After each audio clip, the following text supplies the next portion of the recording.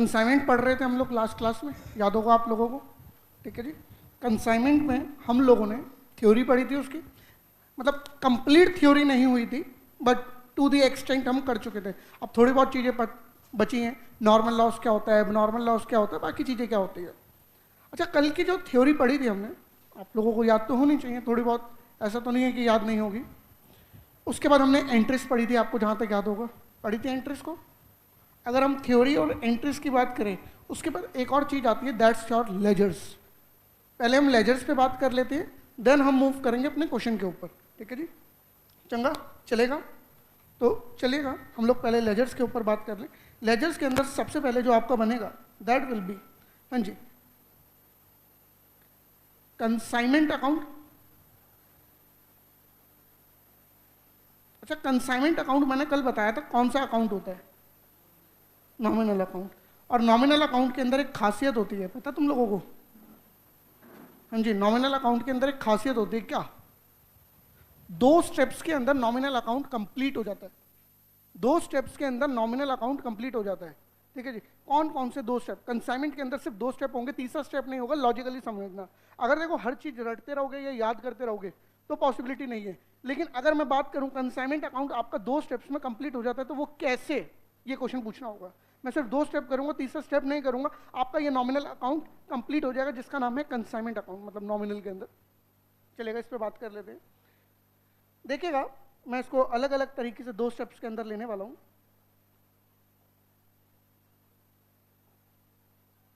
हाँ जी, सबसे पहले मैं स्टेप 1 की बात करूंगा, यहाँ पे स्टेप नंबर 1, और ये आपका स्टेप नंबर 2 रहेगा, ठीक है जी। 2 ही स्टेप, तीसरा स्टेप नहीं आएगा इसके अंदर, पक्की बात है। अच्छा, कंसाइनमेंट अकाउंट नॉमिनल अकाउंट है, और नॉमिनल अकाउंट भी मैंने बताए थे आपको, प्रॉफिट एंड लॉस अकाउंट बोल लीजिए, प्रॉफिट एंड लॉस अकाउंट के बाद आप बोल लीजिए अपना क्या कहते हैं, profit and loss appropriation account, revaluation account, realisation account, whatever the account में भी। अगर इसको 2 स्टेप में खत्म कर रहा हूं, कैसे करेंगे? देखिएगा, जो भी मेरा कंसाइनमेंट के ऊपर खर्चा है, चाहे कंसाइनर ने करा हो चाहे कंसाइनी ने करा हो, मैं फिर से बोलता हूं, जो भी मेरा कंसाइनमेंट के ऊपर खर्चा है, चाहे वो कंसाइनर ने करा हो या कंसाइनी ने करा हो, माल को बेचने के लिए जो खर्चा हुआ कंसाइनमेंट के डेबिट अकाउंट के अंदर। अब मेरी जो भी इनकम होगी या फिर जो भी क्लोजिंग स्टॉक बचेगा eight the end of the day consignment के केस के अंदर, वो आपका जाएगा क्रेडिट साइड में। बस अब उसके अलग अलग नाम हैं, अलग अलग नाम होंगे। सबसे पहला खर्चा जो होगा that will be goods sent to consignment. सबसे पहले तो मैं यही करने वाला हूं, उसके बाद में बाकी चीजें करूंगा, पक्का? उसके बाद सेकंड पे अगर बोले तो जो आपके कंसाइनर ने भाड़ा दिया होगा, जो उसने फ्रेट दी होगी, जो उसने इंश्योरेंस चार्जेस दिए होंगे, ये सारे खर्चे उसने बैंक से करे होंगे। हाँ जी, कहां से करे होंगे? बैंक से करे होंगे। मैं सीधा लिख सकता हूं, कंसाइनर सन्ड्री एक्सपेंस, वहां तक माल पहुंचाने के लिए जो भी कंसाइनर ने सन्ड्री एक्सपेंस कराओ, मैं आप उन सन्ड्री एक्सपेंसेस को जो मर्जी नाम देना चाहें, आप फ्रेट बोल लीजिए, आप लोडिंग चार्जेस बोल लीजिए, आप इंश्योरेंस बोल लीजिए, आप कुछ भी बोल दीजिए, वो आएगा कंसाइनमेंट के डेबिट साइड में ही। लॉजिक क्या था, ठीक है जी। अगले में चलिएगा, अब जो कंसाइनी एक्सपेंसेस करेगा उसके लिए आप कह दोगे कंसाइनी जो भी एक्सपेंसेस करेगा, कंसाइनी के अकाउंट को आप डेबिट कर दोगे eight the end of the day, क्योंकि आप लोगों को उसको पैसे देने, खर्चा उसने करा। अब कंसाइनी जो भी एक्सपेंसेस करेगा उसके सन्ड्री एक्सपेंसेस हो जाएंगे। चंगा चलेगा। अब कंसाइनी को जो आप कमीशन दोगे वो भी तो डेबिट में एक खर्चा है।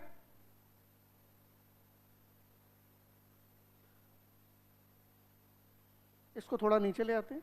हाँ जी, इतना, इसके अलावा कोई भी छुटपुट खर्चा होगा वो भी डेबिट में आ जाएगा। अब स्टेप 2 को थोड़ा नीचे लाके मैंने छोड़ दिया। नेक्स्ट अब बात करते हैं आप लोगों से, कंसाइनमेंट अकाउंट के अंदर क्रेडिट में क्या आएगा। सबसे पहले तो कंसाइनी ने जो माल बेचा होगा, कंसाइनी को क्रेडिट करूंगा, भाई तूने इतना पैसा मुझे देना है। बोले तो सेल्स जो भी कंसाइनी ने सेल्स करी होगी, ठीक है जी। अगर अकाउंट समझ में ना आए तो आप लोग पूछ सकते हो, कंसाइनी ने जो सेल्स करी होगी वो मैं क्रेडिट साइड पे डाल दूंगा।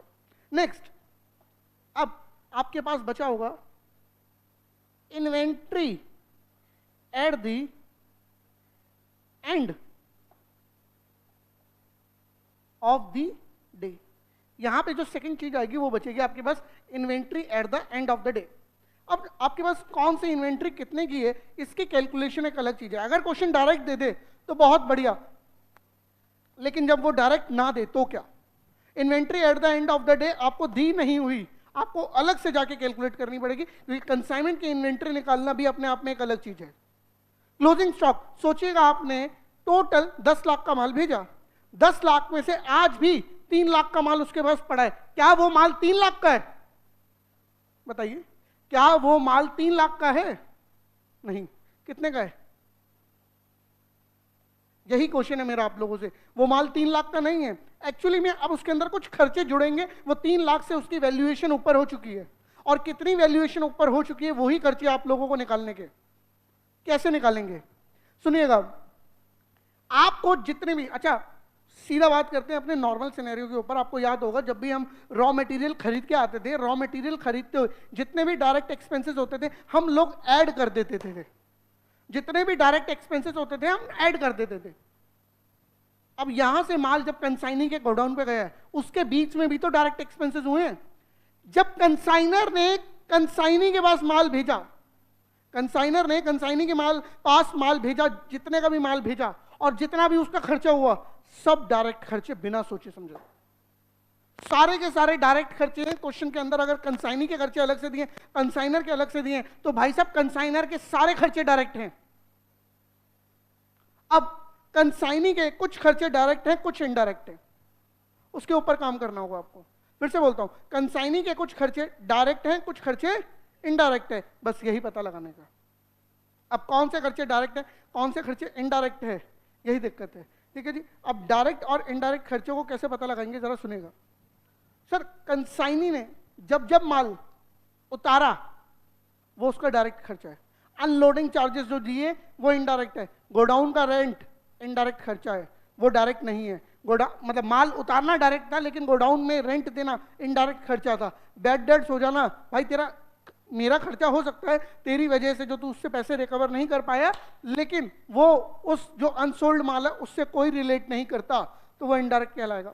अब क्वेश्चन ये आता है, सर एक बात बताइएगा, अगर एग्जाम के अंदर हमें नहीं बता रखा, सीधा सीधा क्वेश्चन है, एग्जाम के अंदर आप लोगों को नहीं बता रखा कौन सा खर्चा डायरेक्ट कौन सा इनडायरेक्ट, वो सीधा बोल देता कंसाइनर के ये खर्चे हैं, कंसाइनी के ये है। अभी तो आपने एग्जांपल दे दिया कि अनलोडिंग आपका डायरेक्ट है और उसके बाद क्या कहते हैं गोडाउन का रेंट इनडायरेक्ट है, लेकिन मुझे उस टाइम बताओ जब कंसाइनर का खर्चा अलग दिया होगा, कंसाइनी का अलग दिया होगा, उसके अलावा वो बता ही नहीं रहा कि खर्चा करा क्यों है, रीजन ही नहीं बता रहा कि खर्चा एक्चुअल में मेरा हुआ क्यों है, उस मूवमेंट पे मैं क्या करने वाला हूं, उस मूवमेंट पे ज्यादा कुछ नहीं होगा। सीधा सीधा कंसाइनर के खर्चे डायरेक्ट में डाल देना। और मैथ्स के अंदर एक बड़ी मशहूर लाइन है, let the number be X, मान लेना कंसाइनी के जितने खर्चे हैं सब इनडायरेक्ट है, कोई डायरेक्ट खर्चा नहीं है। कंसाइनी के जितने भी खर्चे हैं सब इनडायरेक्ट है, कोई डायरेक्ट नहीं है, ठीक है जी, ये आपको मानना ही होगा। चलिए अब मैं इसके ऊपर जितने डिस्कस हम कर सकते थे पॉइंट्स को मैंने कर लिया। अभी भी आपको अगर इसके अंदर डाउट लगे तो आप लोग पूछ सकते हो। अच्छा मिताली जी, उससे पहले मैं आपसे पूछना चाहूंगा, आपने ऐप पे वीडियो देखी थी कल की क्लास की? पक्का? क्वेश्चन पूछूं तो बता सकते हो? ठीक है जी, पक्का? दिल्ली में कल कौन बैठा था? मिस्टर जी, फिर मिस्टर डी। अच्छा चलो फिर देखिए क्या बात है। तुम्हें क्या लगा चैप्टर से पूछूंगा? नहीं, एग्जाम्पल से पूछूंगा। चलिएगा, उसको क्या कहते हैं, सजेशन देने कौन आया था? हाँ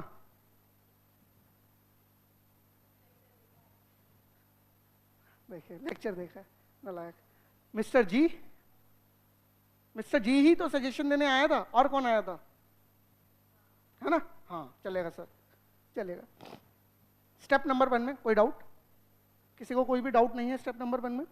चलें अब नेक्स्ट चलते हैं स्टेप नंबर 2 की ओर। अगर आपको ये चीज़ क्रिएट करनी हो तो आप कर सकते हो, लेकिन पहले स्टेप नंबर 2 को सुन लीजिएगा। अब स्टेप नंबर 2 में या तो डेबिट साइड में कुछ आने वाला है या क्रेडिट साइड में कुछ आने वाला है, दोनों एक साथ नहीं आ सकते, दोनों में से एक चीज आएगी। हाँ, मुझे यहाँ पे दोनों चीजें बतानी होंगी, ठीक है जी। देखिएगा, अगर आप लोगों को प्रॉफिट होता है अपने क्वेश्चन के अंदर तो वो यहाँ आएगा, अगर आपको अपने क्वेश्चन के अंदर लॉस होता है तो वो यहाँ आएगा। मतलब क्वेश्चन का मतलब है कंसाइनमेंट का जो क्वेश्चन है, कंसाइनमेंट के ऊपर उस केस में आपको प्रॉफिट है तो डेबिट में डाल दीजिए, लॉस है तो क्रेडिट में डाल दीजिए, ठीक है जी। और सारे नॉमिनल अकाउंट्स के अंदर आप यही करते आए हो, कोई नई चीज नहीं बताई मैंने, फिर से बोल देता हूँ, अभी तक आप लोगों को कोई भी नई चीज नहीं बताई गई है। चलें आगे, फिर बढ़े दोबारा आगे, पक्का अब करेंगे हम लोग क्वेश्चन, चलेगा। सबसे पहले तो मुझे आप लोगों को एक पीडीएफ फाइल भेजनी होगी,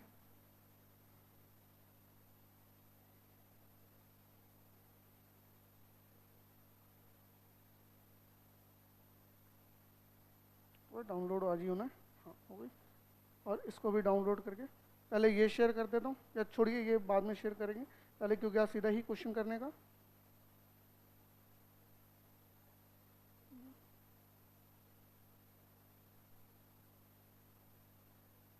खुल जा भाई,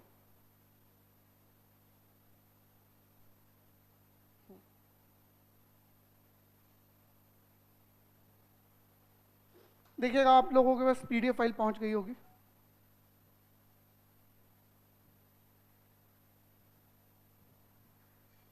ओपन कर लीजिएगा उसको।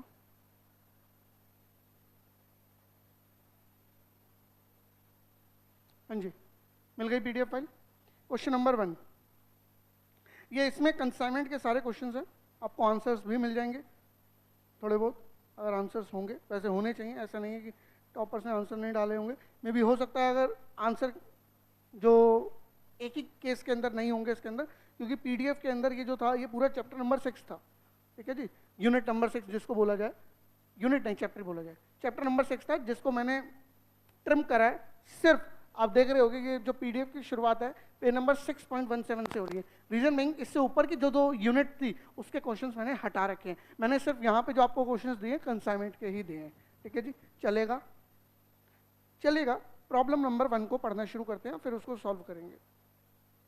प्रॉब्लम नंबर 1 क्या कहती है आपको, कहता है X sent on 1 July 2019 to Y goods costing 50,000। X ने गुड्स को भेजा वाई के पास जिसकी वैल्यू थी 50,000 रुपए, ठीक है जी। एक्स ने किसको भेजे हैं, वाई को गुड्स भेजे हैं जिसकी कॉस्टिंग कितनी थी 50,000, चलेगा। नेक्स्ट कहता है and spent 1,000 on packing etcetera, बाकी जो 1,000 रुपये मेरे लगे हैं वो पैकिंग के ऊपर लगे हैं, लोडिंग के ऊपर जो भी चार्जेस लग सकते हैं मेरे, उसके ऊपर टोटल में 1,000 रुपीज लगे हैं। ऑन 3 जुलाई 2019, 1 जुलाई को क्या हुआ, Y receive the goods and sent his acceptance to X for 30,000 payable at 3 months. Y ने एक्सेप्टेंस ली, एक्सेप्टेंस का मतलब है यहाँ पे बिल ऑफ एक्सचेंज, आप दोनों के बीच में एक्सचेंज हुए, अब एक्स वाई को बिल रिसीवेबल बोलेगा और वाई एक्स को बिल्स पेबल बोलेगा फॉर द पर्पस ऑफ 30,000। भाई मैं आपके पास 50,000 का माल भेज रहा हूं, मुझे उसके बदले में पैसा चाहिए और 30,000 रुपये मैंने मांगे आपसे, कोई ज्यादा अमाउंट नहीं मांगा, तो भाई 30,000 रुपये यहाँ पे खर्चा है आपका। नेक्स्ट वो आपसे कहता है Y spend 2,000 on freight and cartage. अब वाई ने क्या करा है, 2,000 रुपीज उसके लग गए फ्रेट और कार्टेज के ऊपर, डायरेक्ट खर्चा, हाँ जी डायरेक्ट खर्चा है। 5,000 गोडाउन रेंट इनडायरेक्ट खर्चा, 300 इंश्योरेंस इनडायरेक्ट खर्चा। On 31 December 2019 he sent account sales along with the amount due to X. इसका मतलब समझे हो, इसका मतलब समझे हो भैया, मैंने आपको अकाउंट सेल्स तो भेजी है, प्लस आपको एक चीज और भेजी है, क्या, अमाउंट ड्यू टू एक्स। कितना अमाउंट आप लोगों को ड्यू हो रहा है, मतलब कितना पैसा बच गया जो आपको देना था। 50,000 का माल आया, मैंने कुछ एक्स अमाउंट का बेचा, अभी मैंने नहीं पढ़ा इसके अंदर कितने का बेचा, आगे कहीं लिखा होगा कितने का मैंने माल बेचा, मेरे पास कुछ अनसोल्ड माल रह गया। अब जो आपका हिसाब बनता था ना, जितना भी प्लस माइनस करने के बाद वो पैसा मैंने आपको लौटा दिया, तो अमाउंट ड्यू जो भी आपका बन रहा था वो मैं आपको लौटा चुका हूं, ठीक है जी। यहां तक क्वेश्चन समझने में किसी को डाउट? चलिएगा नेक्स्ट चलते हैं, क्वेश्चन को बड़ी धीरे धीरे से बढ़ेंगे, आराम आराम से। नेक्स्ट कहता है showing that 4/5 of the goods had been sold for 55,000। अब आपने 4/5 ऑफ द गुड्स बेचे हैं, 4/5 का मतलब हुआ 50,000 में से 4/5, 50,000 मल्टीप्लाई बाय 4 अपॉन में 5, दैट विल बी 40,000। टोटल में आपने 40,000 के गुड्स बेचे, कुछ आज भी अनसोल्ड बचे हुए हैं, लेकिन वो सिर्फ खर्चा था जब आपने गुड्स खरीदे थे। उसके बाद और भी आपके डायरेक्ट खर्चे आए हैं, जब कंसाइनर ने माल भेजा, जब कंसाइनर ने अनलोड करवाया, ये सब चीजें आपके डायरेक्ट खर्चे थे। नेक्स्ट वो कहता है goods are being sold for 55,000, जो मैंने माल बेचा है उसकी जो वैल्यू है वो 55,000 है, मतलब 4/5 माल मैंने 55,000 में बेच दिया। हाँ, प्रॉफिट नहीं बता रहा क्योंकि प्रॉफिट आप लोगों को खुद कैलकुलेट करने का। नेक्स्ट कहता है Y is entitled to commission of 10%, Y को कमीशन दी जाएगी 10%। अब क्या मतलब हुआ, 55,000 का 10% विल बी 5500 रुपीज।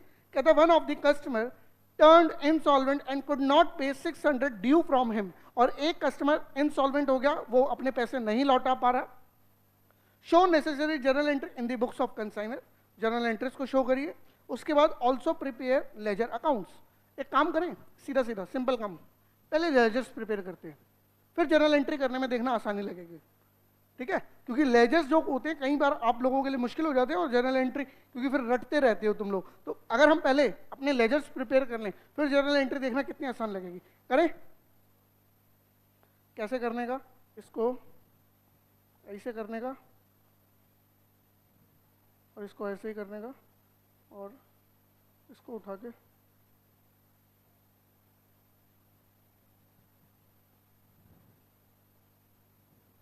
हाँ जी, क्वेश्चन दिख रहा है आप लोग? बिल्कुल भी नहीं, मुझे तो नहीं लग रहा दिख रहा है, क्योंकि मुझे खुद ही नहीं दिख रहा है कि नहीं है। तो एक काम करिए, आप अपने पास क्वेश्चन को खोल के रखिएगा मोबाइल के अंदर, ठीक है जी, क्योंकि टेलीग्राम पे तो आपके पास क्वेश्चन पहुंच चुका है, तो वहां पे आप ओपन कर सकते हैं, तो उसके बाद क्वेश्चन नहीं भी दिखेगा तब भी चलेगा।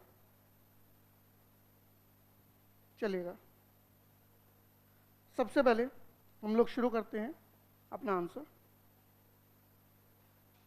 अब बताइए किसकी बुक्स के अंदर एंट्री कर रहे हैं हम? In the books of x.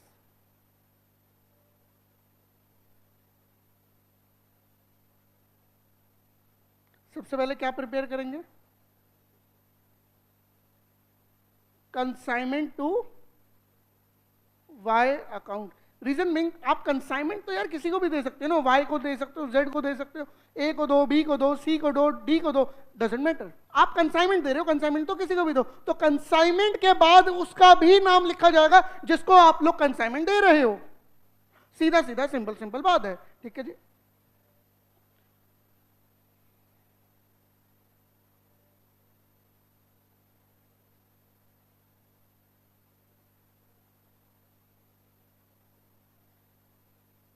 एक कॉलम डेट का भी बना देना, रीजन बिंग इसके अंदर डेट आएगी क्योंकि उसने हमें डेट्स दे रखी हैं। चलेगा? मुझे नहीं चलेगा क्योंकि अब मुझे पूरा पेज यूज़ करना होगा, ठीक है जी, मैं पूरा पेज यूज़ कर रहा हूँ, इसके अंदर बनाना थोड़ा मुश्किल है। आप लोग अपना क्वेश्चन खोल लीजिए फ़ोन के अंदर। चलेगा?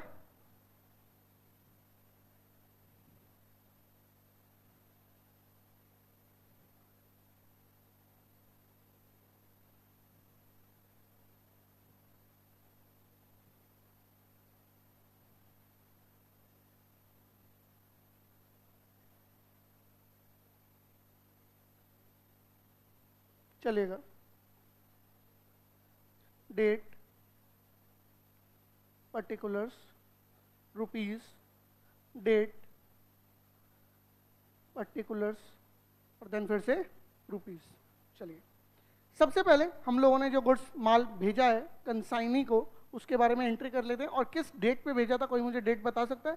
1 जुलाई थी, 1 जुलाई थी मे बी, 1 जुलाई 2019। एक काम करते हैं 2019 ऊपर ही लिख देते हैं, बार बार लिखने को नहीं पड़ेगा, ठीक है जी। 2019 और अब बस इधर लिख देंगे 1 जुलाई। 2 गुड्स सेंट ऑन कंसाइनमेंट। कितने का माल भेजा है? 50,000। चंगा? चलेगा। अगला, मैंने उसी दिन कुछ खर्चा भी करा। जब मैंने गुड्स भेजा तो मुझे गुड्स भेजने में कुछ खर्चा करना पड़ा, जिसको लोडिंग, फ्रेट चार्जेस, आप कुछ भी कह सकते हो। तो जो मेरा खर्चा हुआ था 1 जुलाई को ही हुआ होगा। फिर से अब जब खर्चा हुआ तो टू बैंक से करा होगा मैंने, टू बैंक अकाउंट। कितने का खर्चा है मेरा? 1000, बस इतने का ही है, चलिए 1000 लिख देते हैं। नेक्स्ट, अब वाई ने कुछ एक्सपेंसेस करे होंगे, वाई ने कुछ एक्सपेंसेस करे होंगे, वो मेरे को डेटा भेजेगा, ठीक है जी। वो डेटा किस तारीख को भेजेगा वाई मुझे? उसने रिपोर्ट किस दिन भेजी है? देखिएगा क्वेश्चन के अंदर मिला डेटा, डेट किस दिन भेजी है उसने मुझे, अपना डेटा अकाउंट ऑफ सेल्स किस दिन भेजा है, मेरे को उस दिन पूरी रिपोर्ट मिलेगी, उससे पहले कोई रिपोर्ट नहीं है मेरे पास।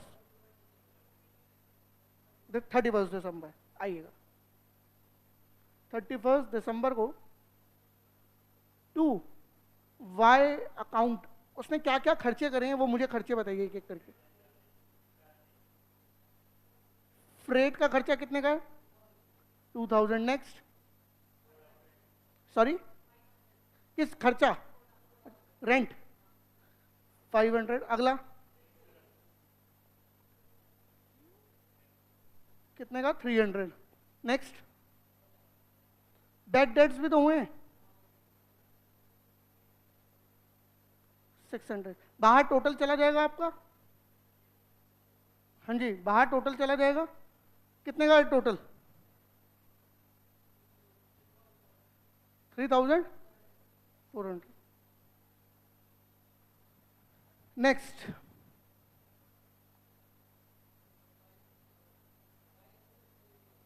सेल नहीं, कमीशन, हाँ सेल डाल दीजिए पहले।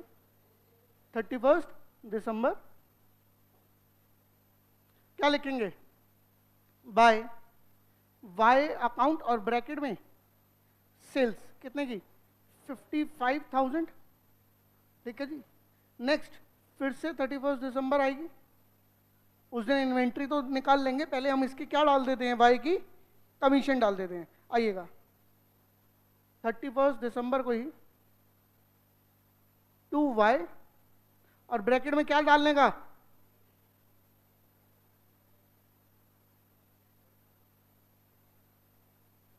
कितने का? हाँ जी, कैसे निकाला हमने? 55,000 मल्टीप्लाई बाय 10/100, तो कितना आया? 5500। चलेगा मिताली जी? कोई डाउट अभी तक? नहीं है, ठीक है जी। ओम नहीं है ना आज की क्लास में? नहीं, चलेगा, कोई दिक्कत की बात नहीं है। अब हमें क्या निकालने का? और inventory at the end of the day, तो चलेगा इन्वेंट्री को निकाल लेते। यहां लिखेंगे बाय इन्वेंट्री, या फिर आप क्लोजिंग स्टॉक भी लिखना चाहें तो लिख सकते हैं। इन्वेंट्री देखिएगा, सबसे पहले तो जो आपने 50,000 का माल भेजा था, 50,000 इंटू में 1/5, भाई मेरी बात सुनो, बाकी सारा माल तो बिक गया लेकिन ये तो नहीं बिका। चलिए एक तरीका और है, 1/5 को अभी हटा दीजिए।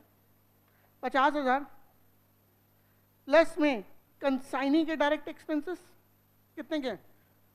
कंसाइनी के डायरेक्ट एक्सपेंसेस कितने के हैं?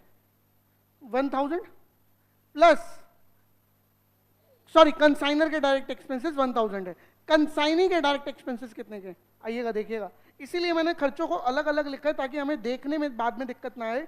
कंसाइनी के मेरे पास डायरेक्ट खर्चे ये रहे, सिर्फ फ्रेट है 2000 का, ठीक है जी।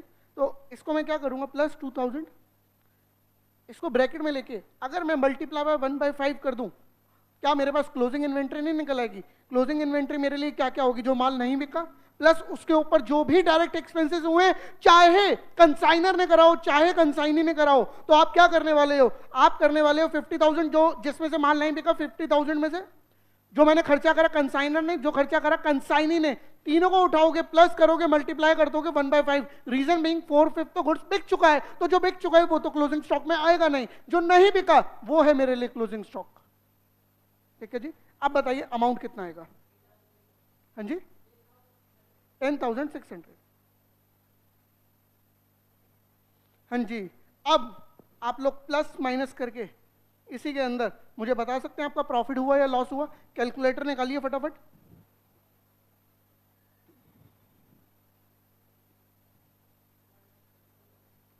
टोटल है 65,600 क्रेडिट साइड का, तो मतलब प्रॉफिट आया होगा। हाँ जी प्रॉफिट आया होगा टू प्रॉफिट ट्रांसफर 5700। चंगा चलेगा। कंसाइनमेंट अकाउंट बन गया। नेक्स्ट, अब कौन सा अकाउंट बनाना चाहिए हमें? कंसाइनिंग अकाउंट बाद में, पहले बनाते हैं goods sent to consignment account.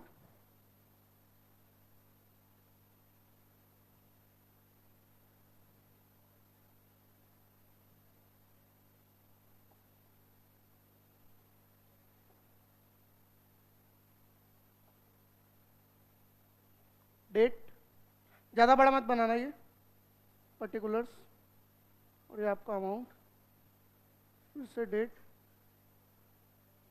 Particulars और अमाउंट। चंगा। अब देखिए goods sent to consignment account, consignment account के कहाँ पे है? कंसाइनमेंट टू वाई अकाउंट के डेबिट में, लेजर पोस्टिंग है। अगर ये डेबिट में है तो goods sent to consignment account के क्रेडिट में आएगा। यहाँ पे हम लिख देंगे by goods sent to consignment, और सॉरी ये तो वही लिख दिया,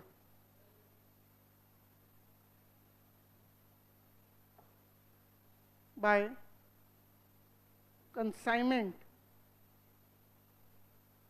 टू वाई अकाउंट। कितने का अमाउंट? 50,000।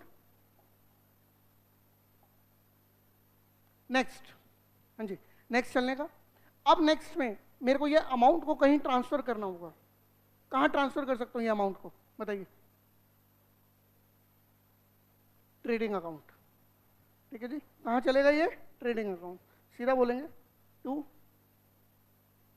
ट्रेडिंग अकाउंट, पूरा का पूरा 50,000 ही जाएगा। अच्छा, फिगर ऐसे माइंड में बैठ गई है, लिख रहा हूँ 55, बोल रहा हूँ 50। वाह, मजा आ गया।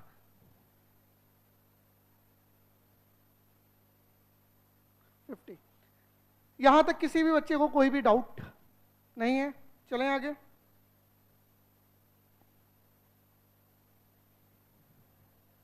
हाँ जी, अब अगला हम जो बनाने वाले हैं, वाई का अकाउंट बना दें।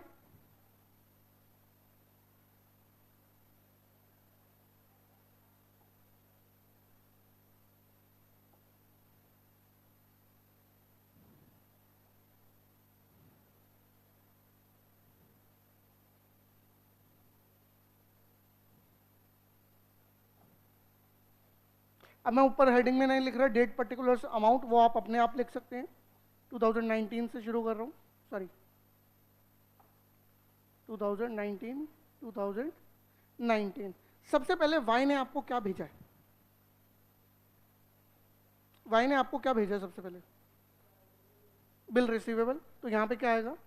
1 जुलाई को उसने भेजा है bye bill receivable account, short में लिख रहा हूँ, जो कि कब आया था? 1 जुलाई को आया था। नहीं, 1 जुलाई को नहीं आया था, डेट कुछ और थी उसकी, 6 या 3 थी। देखिए 6 तारीख थी या 3 तारीख थी? 3 तारीख थी ना। हाँ, ये आया था 3 जुलाई को आपके पास बिल रिसीवेबल। नेक्स्ट, अब वाई ने आपको अपने बाकी खर्चे भेजे हैं। ये देखिएगा, वाई के बाकी खर्चे कहाँ हैं? टू वाई अकाउंट, आप इसके लिए क्या बोलेंगे? कंसाइनमेंट टू वाई अकाउंट, जो उसने सन्ड्री एक्सपेंसेस को आपको खर्चे भेज दिए। कितने खर्चे भेजे हैं? 3400 के। फिर से बाय क्या? कंसाइनमेंट टू वाई अकाउंट 5500 की कमीशन भेजी दी है आपको वाई ने, और 55,000 आपका कहाँ चला जाएगा? डेबिट साइड में। और बैलेंसिंग फिगर आपको उसको भेजनी होगी बैंक के रास्ते से, कमीशन वमीशन सब रखने के बाद। तो आइएगा, सीधा लिखेंगे। अब 31 दिसंबर आती है हमारे पास। 31 दिसंबर को बाय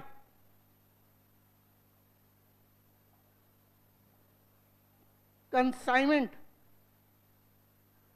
टू वाई अकाउंट, कितना अमाउंट? 3400। किस लिए? Sundry expenses. Next, by consignment to Y account, किस लिए? ये कमीशन। कितने का? हाँ जी, कमीशन कितने की है? 5500। अब अगला जो मैंने उसको सेल्स करके भेजी है, कब भेजी है? 31 दिसंबर को मैंने डेटा भेजा है और उसको बोला है to consignment to Y account, कितना? 55,000। अब 55,000 में से 30,000 माइनस करिए 3400 माइनस करिए 5500। याद है मैंने कल तुम्हें क्या कहा था? वो कटोरा लेके भीख मांगने नहीं जाएगा, अपना पूरा हिसाब करेगा, सारी चीजें माइनस करेगा, एंड में बचा हुआ पैसा आपको देगा। वही तो काम कर रहे हैं भाई। सारा काम कर लेने के बाद जो भी खर्चा था मेरा माइनस करने के बाद, क्योंकि पैसे का मालिक तो अभी मैं हूं, जब मेरे पोजीशन के अंदर पैसे पड़े हैं तो क्या मैं अपने पैसे पहले नहीं काटूंगा? पहले तुम्हें सारे पैसे दे दूं 55,000, फिर कहूं मालिक मेरा ना अब हिसाब बनता है इतना। अबे नालायक, पहले मैं अपने पैसे काट लूंगा फिर दूंगा तुम्हें, क्योंकि हमारा जो रिश्ता था वो प्रिंसिपल और एजेंट का था, बॉस और एम्प्लॉय का नहीं था। ठीक है जी। जो याद है एक मूवी आई थी उसके अंदर वो क्या कहता है, मालिक जब इतना खर्चा हो ही गया है तो एक चिप्स का पैकेट भी ले ही लो। तो इसके अंदर वो चीज थोड़ी ना करने वाला हूं, यहाँ पे सारी चीजें मैं काट लूंगा, उसके बाद तुम्हें पैसा देने वाला हूं। तो समझ जाइएगा 35 लाख का तो हमारा इन्वेस्टमेंट है, 36 लाख का नुकसान कैसे? ऐसे। ठीक है जी, चलेगा। अब यहाँ पे हम डाल देंगे by bank account. Remaining balance आप लोगों के पास आया, प्लीज मेरे को माइनस करके बताइएगा कितना अमाउंट बचता है। आप लोगों के पास कैलकुलेटर है, उसका यूज करिए। हाँ जी, 16,100।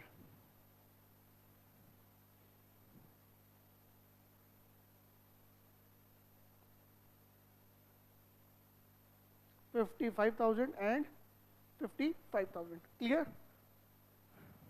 बाकी अब जो ये पहले नोट कर लीजिए। नोट कर लिया आप लोगों ने? नहीं कर लीजिए फटाफट, उसके बाद आगे बढ़ेंगे। फटाफट नोट कर लीजिए। अच्छा ये मैं कह रहा था, अब पक्का देख लीजिए। हाँ जी, चलिए आइएगा, लेट्स मूव टू एंट्रीज।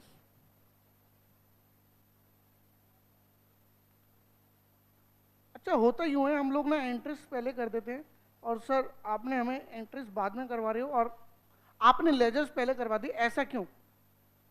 ऐसा रीजन क्या है? मतलब कुछ तो सोचा होगा मैंने।